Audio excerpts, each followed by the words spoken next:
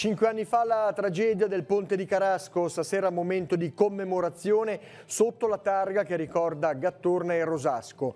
Previsti a breve lavori al ponte Birago e alle sponde del fiume. Inaugurata la nuova sede dell'Informa Disabili dell'Associazione Il Melograno a Santa Margherita Ligure, lo spazio in locali comunali è più facilmente accessibile e conferma l'impegno della bandiera lilla. Insistere sulla via del servizio e dell'amore contro il morbo dei primi posti. Così il Papa all'Angelus ha sottolineato uno dei grandi mali che affligge il mondo e non risparmia la Chiesa. L'altro può essere nostro maestro. L'invito ad ascoltare il prossimo lanciato da Don Paolo Bacigalupo durante la veglia missionaria, consegnata la croce dell'invio ad una coppia di sposi con 3 figli. Assegnati a Chiavari i premi Turio Copello 2018, oltre alla realtà artigianale e artistica chiavarese, attribuiti premi speciali a chi promuove il territorio dell'entroterra e all'estero. Buonasera a tutti gentili telespettatori e benvenuti nei nostri studi. Carasco torna con la memoria al 22 ottobre di 5 anni fa, quando il territorio visse la tragedia del ponte spezzato in 2, la morte di 2 uomini della Val Fontanabuona, Lino Gattorna e Claudio Rosasco, e questa sera la cerimonia di commemorazione. Intanto in Comune fa il punto sulla situazione infrastrutturale. Il servizio da Carasco, lo vediamo insieme.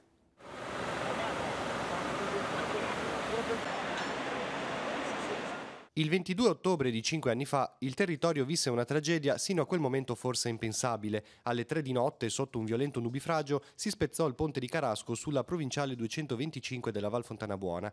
Oggi, purtroppo, quello delle infrastrutture è un problema sempre più grave, portato in primo piano dopo il dramma del Morandi di Genova. È successa una cosa gravissima che ha portato via 2 persone dall'Alta Fontanabuona, lo vogliamo ricordare perché queste cose qua non succedano più, e di tenere monitorato tutti i nostri ponti perché sono un valore aggiunto per il nostro territorio, perché sennò potrebbero creare problematiche alla viabilità e le persone rimanere isolate nel loro territorio. Lino Gattorna e Claudio Rosasco persero la vita quella notte di 5 anni fa. Questa sera alle 20:30 si terrà un breve momento di commemorazione per loro, per le loro famiglie e per ricordare i disagi patiti dal territorio.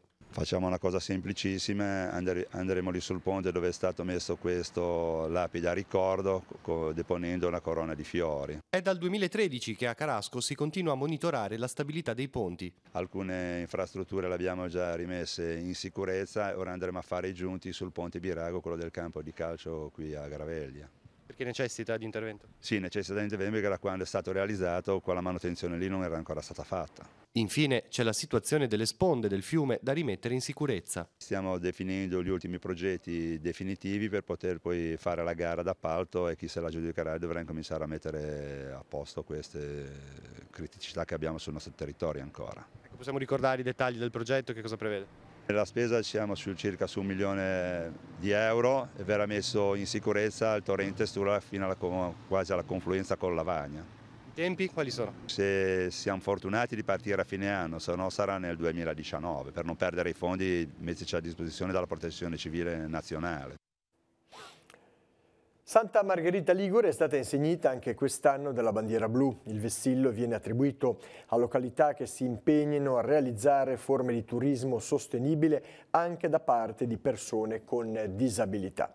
Nel solco di questo cammino intrapreso ormai da anni si è collocata l'inaugurazione della sede dell'Informa Disabili, avvenuta proprio questa mattina.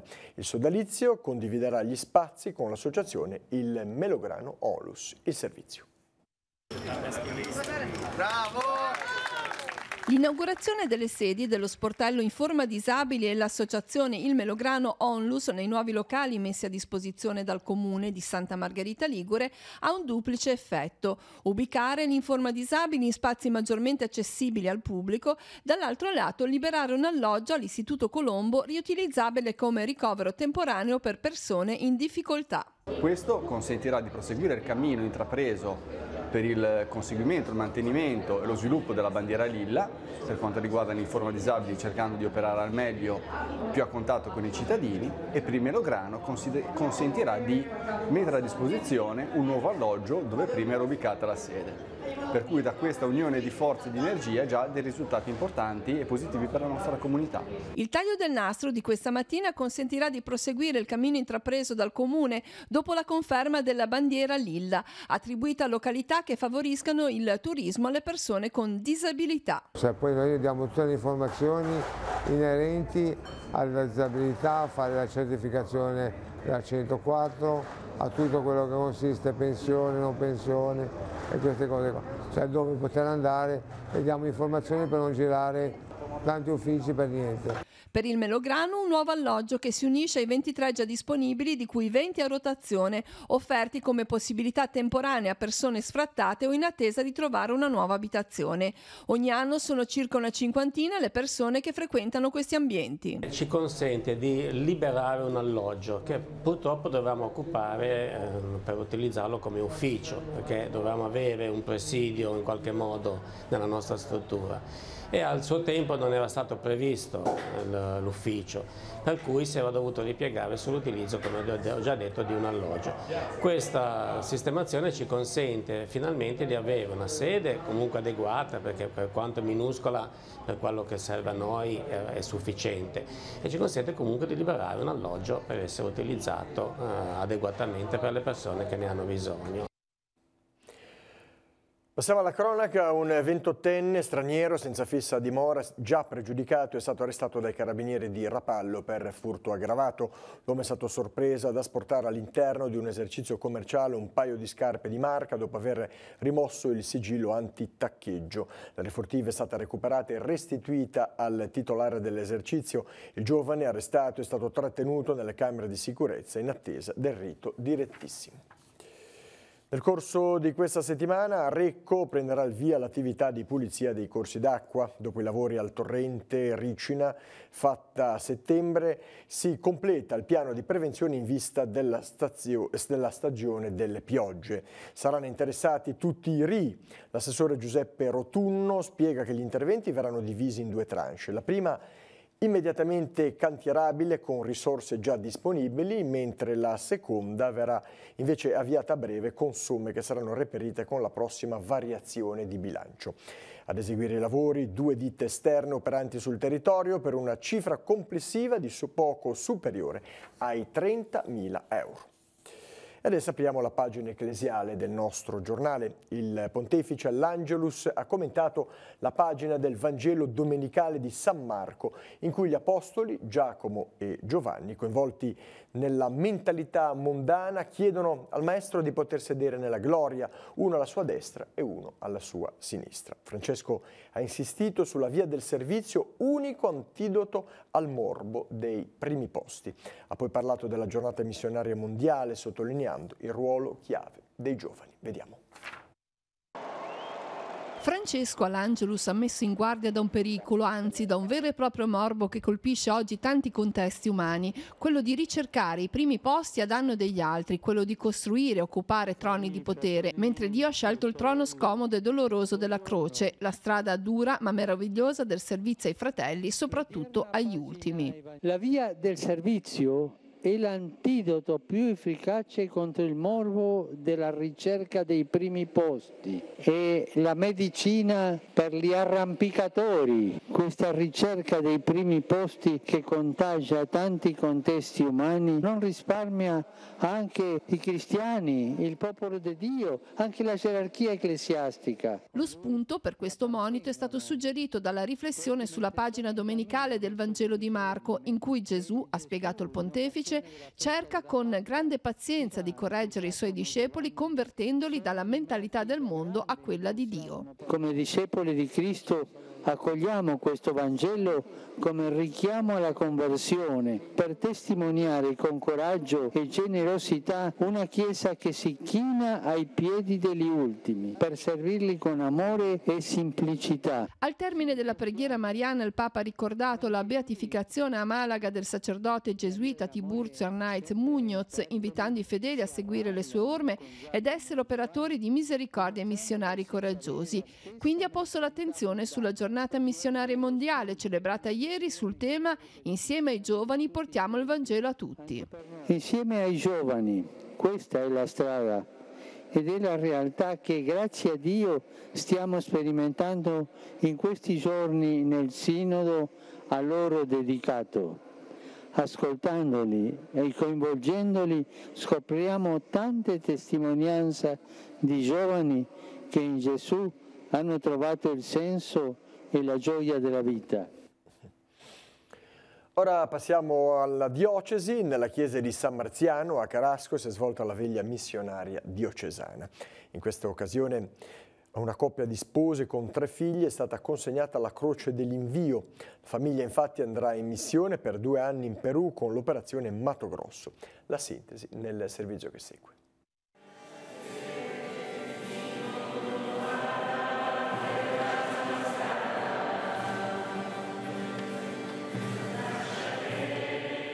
Missione non è un atteggiamento unilaterale, si dà tanto ma si riceve anche, si impara. Reciprocità è dunque la parola che ha fatto da cardine alla riflessione di Don Paolo Bacigalupo durante la veglia diocesana a Carasco.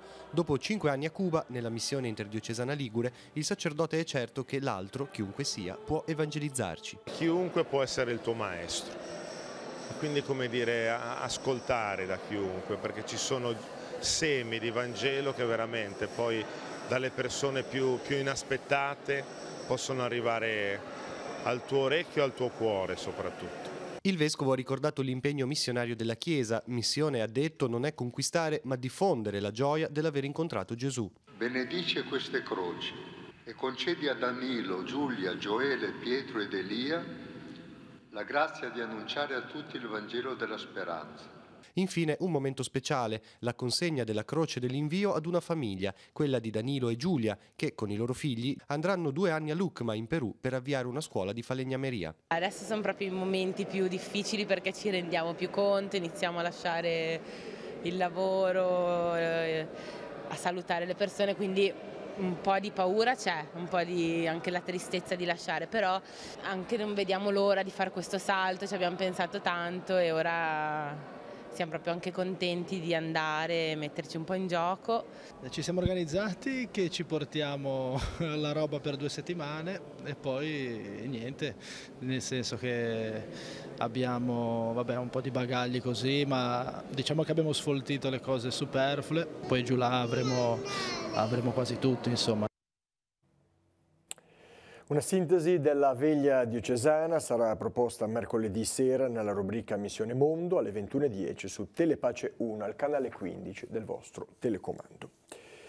Festa d'inizio anno stamane per gli alunni dell'Istituto Gianelli di Chiavari. Come sempre i ragazzi di tutti i gradi di istruzione si sono ritrovati per un momento di preghiera e per ricordare Sant'Antonio Maria Gianelli. Vediamo. La memoria liturgica di Sant'Antonio Maria Gianelli è stata l'occasione per la messa d'inizio anno dell'Istituto Gianelli di Chiavari. Decine di studenti si sono ritrovati nella chiesa di San Giovanni Battista. Nell'omelia, Don Andrea Buffoli ha affidato al Signore l'anno scolastico, invitando i ragazzi a mettersi nelle mani dei loro docenti, dei genitori e dei compagni di classe. Il sacerdote ha sottolineato la passione che animava il Santo Gianelli, una passione ancora viva. Per noi è una memoria, un ringraziamento e un rilancio. Una memoria splendida del nostro passato che ci ha permesso di costruirci. Una gioia per il presente perché lo viviamo sotto il suo sguardo e accompagnati dalla sua parola, sempre attuale in una fedeltà incondizionata, e gli diceva all'amata Chiesa.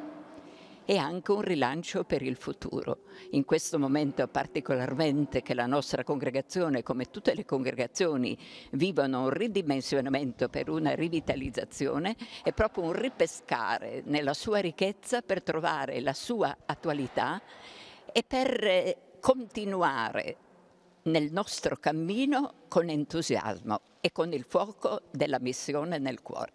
E voglio ricordare che all'inizio dell'anno, e precisamente il 1 di ottobre, tutti insieme come scuola, dai più piccoli ai più grandi, ci siamo recati a Montemoggio per vivere una giornata gianelliana proprio per riempirci di tante cose che poi avremmo dovuto incolonare e discernere per un cammino dell'anno fruttuoso e ricco e non unilaterale, ma universale, guardando a tutto il mondo non rinchiusi in noi stessi, ma come il Vangelo vuole, aperti a nuovi orizzonti, con fiducia nell'ottimismo proprio della nostra fede.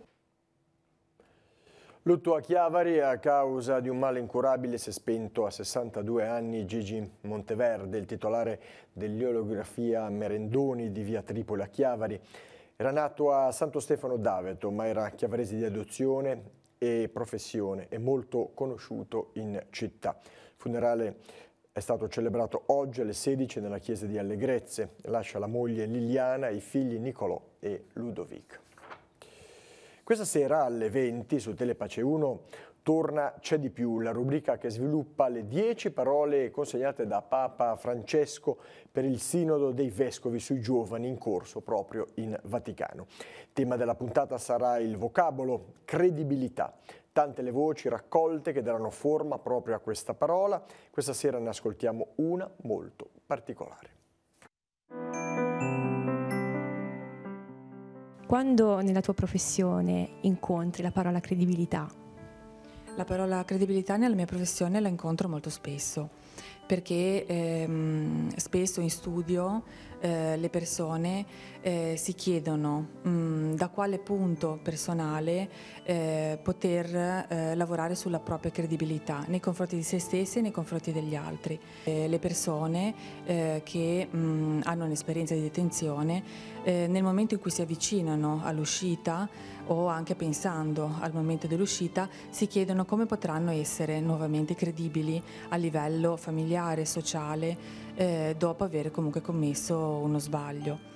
Il lavoro che si fa spesso parte sì dal riuscire a dare un'immagine di sé positiva e credibile verso la società e la famiglia, ma a volte si riesce a fare un lavoro che va più in profondità, in una parte più autentica della persona, a partire quindi dal chiedersi quali fragilità personali, familiari, sociali hanno portato a delinquere e invece quali risorse intercettare per far sì che nel futuro si possa rispondere magari a dei momenti critici basandosi sulle proprie risorse, quindi in modo positivo.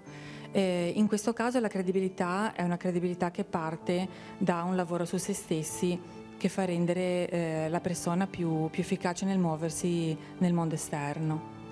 Nel caso in cui si trovi a essere un padre dal carcere o che uscirà poi dal carcere, si pone la questione di come poter educare i propri figli nonostante lo sbaglio, anche a volte uno sbaglio grande, che si può essere commesso. E spesso un lavoro importante parte dal pensare di essere testimoni con il proprio percorso di ricerca di un modo di riuscire a stare nella regola sociale e riuscire a trasmettere questo ai propri figli.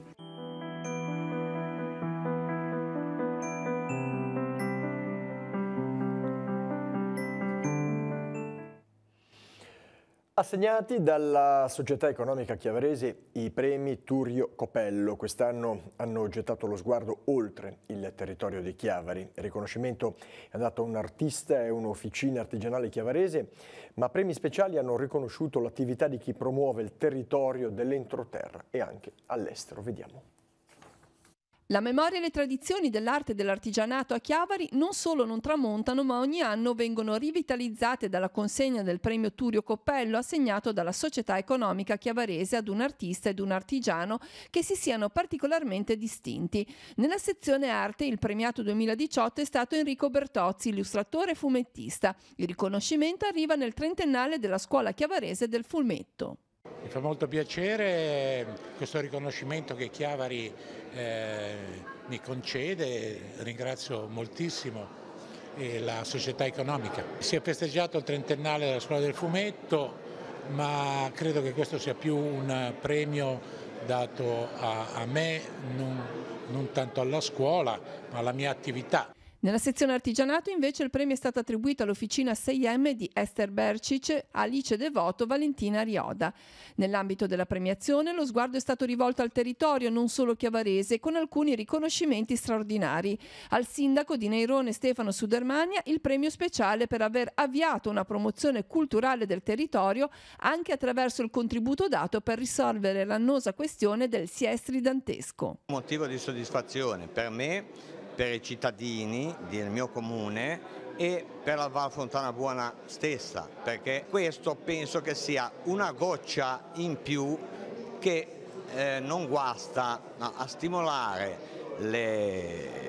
le autorità sovracomunali a interessarsi della Val Fontana Buona. Premio speciale alla carriera invece al musicista jazz Enrico Rava, che da 30 anni ha scelto Chiavari come sua dimora e per la lunga carriera di successo. Chiavari, che è la città in cui io sono residente da una trentina d'anni, mi vuole omaggiare in qualche modo e quindi è un grande piacere per me. È stato attivato questa mattina il nuovo semaforo a chiamata nel quartiere di Caperana a Chiavari. L'impianto si trova in via Parma, vicino alla scuola materna San Giovanni Bosco e alla scuola elementare, e permetterà ai pedoni di attraversare in sicurezza un tratto di strada molto trafficato e pericoloso. Il semaforo è dotato inoltre di dispositivo acustico sonoro per non vedenti. Il Comune di Chiavari ripropone anche per quest'autunno le visite guidate nell'entroterra del Tigullio per gli anziani residenti in città. I luoghi visitati saranno le pievi rurali della Valle di Sopra la Croce, il monastero di Borzone, il borgo di Scassagna in Val Graveglia. Ciascuna visita sarà accompagnata dalla guida dell'architetto Duilio Citi. La prima gita, con partenza alle 9, rientra alle 17, in programma per martedì 6 novembre.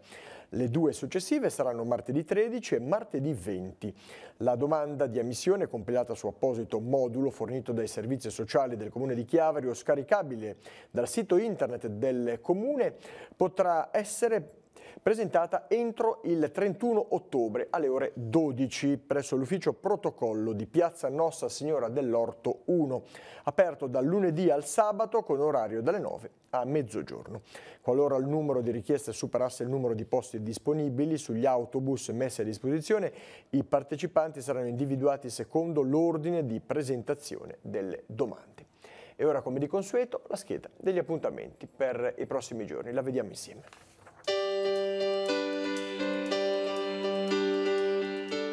Appuntamenti in agenda per martedì 23 ottobre. In piazza Nostra Signora dell'Orto a Chiavari, dalle 9 alle 12, il Museo Scientifico verrà aperto gratuitamente al pubblico.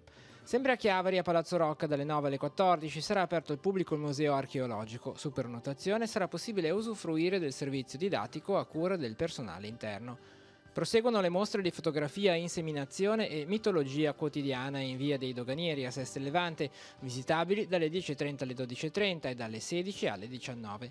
Sempre a Seste Levante, a Palazzo Fasce, saranno aperte al pubblico dalle 10.30 alle 13 e dalle 14 alle 17 altre due mostre fotografiche, momenti estoni e incontro. Nella sala Livellara di Via del Pino a Chiavari alle 16.30, nell'ambito del 14° corso di cultura genovese, è in programma un incontro sulla poesia del poeta Edoardo Firpo. Infine alle 18 nel Salone degli Stucchi di Villa Durazzo a Santa Margherita Ligure, Giulio Beranec e Marco Pellegrino presentano il libro Il figlio delle rane con la partecipazione di Mauro Boccaccio. Seguirà un aperitivo in compagnia dei due scrittori.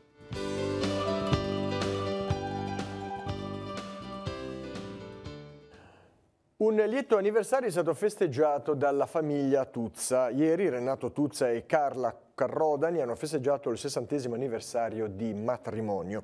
Andati in sposi il 21 ottobre 1958, la coppia ha rinnovato le promesse matrimoniali nella Basilica dei Fieschi di San Salvatore, centro dove Renato ha svolto l'attività di commerciante. Insieme ai due sposi hanno condiviso la festa per le nozze di Diamante, amici e parenti. Al coro di auguri si unisce anche quello di Teleradio Pace. Bene, ora passiamo allo sport, calcio, Serie D. La sesta giornata d'andata nel girone A ha visto la prima vittoria stagionale del Sesti Levante, che sul campo di casa ha battuto la Fezzanese per 1-0. Gol partita ha portato la firma di Mancosu, andata a rete al 25esimo del primo tempo. 3 punti importanti che danno slancio alla classifica dei corsari saliti a quota 5. Di segno opposto il risultato della Lavagnese, uscita sconfitta dalla trasferta sul campo dell'Arconatese. I bianconeri hanno la possibilità di passare in vantaggio su calcio di rigore, ma Basso fallisce il tiro dal dischetto. Allo scadere del primo tempo è l'Arconatese che passa in vantaggio con rete di Sarr, raddoppio dei padroni di casa che arriva all'inizio della ripresa. All'8° di gioco Sou segna la rete del 2-0, accorcia le distanze al 49esimo del secondo tempo neto. Il risultato definitivo quindi è 2-1 con la Lavagnese che resta a quota 8 in classifica. Nel prossimo turno la Lavagnese ospiterà a Riboli gli avversari dell'Inverruno, mentre il Sesti Levante giocherà in trasferta con il Pro Dronero.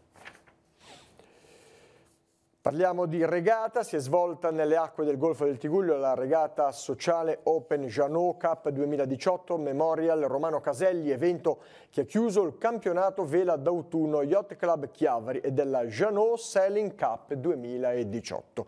La regata è stata organizzata e realizzata grazie al contributo e alla collaborazione della Union Yacht e della famiglia Caselli, che tiene sempre vivo il ricordo di Romano, tragicamente prematuramente scomparso 18 anni fa. Al termine della competizione sono stati premiati i vincitori del campionato. Nella classe Orc 1 ha trionfato l'imbarcazione Che Stress 3 di Giancarlo Ghilanzoni, che oltre ad aver vinto la regata finale si è anche aggiudicato per il secondo anno consecutivo il trofeo Challenge Campionato Vela d'autunno del Yacht Club di Chiavari. Infine, al termine della premiazione è stato consegnato il trofeo Memorial Romano Caselli ai 2 meccanici navali chiavaresi Nino e Piero Gotelli. Coravela, si sono concluse a Chiavari le gare della Coppa Italia 2018, gare riservate alle imbarcazioni monotipo J80, evento velico che è stato organizzato dalla Yacht Club Chiavari in collaborazione con l'Associazione Nazionale Classe J80. Domenica un venticello di Grecale, poi girato a ponente dai 6 ai 4 nodi, ha permesso lo svolgimento di 2 prove. La regata si è dunque conclusa con l'effettuazione di 4 prove. Ecco i primi 3 classificati: primo posto per Geniale Eurosystem di Massimo Rama della Lega Navale Italiana di Sesti Levante, secondo posto per Monpress di Paolo Montedonico dello Yacht Club Chiavari e il terzo posto per il Circolo di Claudio Cicconetti, Circolo Vele Vernazzolesi. E si sono svolti in Portogallo, nella spiaggia di Mantarota, i campionati mondiali di surf casting e pesca in mare dalla spiaggia per le categorie Under 21 e Under 16. Questi ultimi hanno conquistato la medaglia di bronzo col terzo posto, mentre per gli Under 21, penalizzati dal forte vento e da un oceano in difficile lettura, con alghe e forti correnti, da registrare il quinto posto assoluto. Simone Del Corso, atleta della FIMA Chiavari, che rappresentava tra l'altro la Liguria nella categoria Under 21, si è piazzato al 28° posto della classifica individuale mondiale su 50 atleti partecipanti. E si è disputato nel fine settimana al Circolo Ricreativo Ripamare di Lavagna il primo Memorial Gino Maresca, gara interregionale individuale in collaborazione con la Federazione Italiana Biliardo Sportivo. Primo posto che si è classificato Luca Alpi, al secondo Fabio Zaccaria, pari merito per terzo e quarto posto tra Dino Gerli e Daniele Ghiglione. Il Memorial era valevole per il medagliere interregionale. Molti gli atleti e gli iscritti e le partite sono state combattute e seguite da numerosi spettatori. Altri incontri eliminatori si disputeranno anche a Rapallo e a Genova. Questa era l'ultima notizia per quanto riguarda il nostro giornale. Il prossimo appuntamento con l'informazione è rinnovato a domani alle ore 12:45 con il TG13. Vi ringrazio per la vostra cortese attenzione e vi lascio ai programmi serali sulle nostre emittenti. Buona serata a tutti, arrivederci.